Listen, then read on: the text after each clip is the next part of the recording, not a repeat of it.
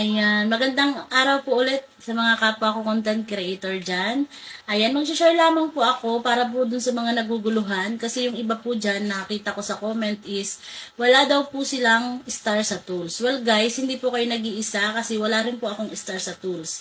Itong account na to wala guys. At hindi rin po ako nakakakita ng stars icon sa reels ng mga kapwa ko content creator at hindi rin po tayo visible makapag-send ng star dito sa account na to. Yan guys. So, binibilang ko siya guys. Hindi ko alam yung eksaktong araw kung kailan ko na-hit yung 500 followers. At hindi ko rin alam kung kailan yun tatama ng 30 days. So, iniintay-intay ko lang guys. Tapos, pag feeling ko lagpas na, siguro ay magsasenda tayo ng request kay Lolo para mapansin tayo.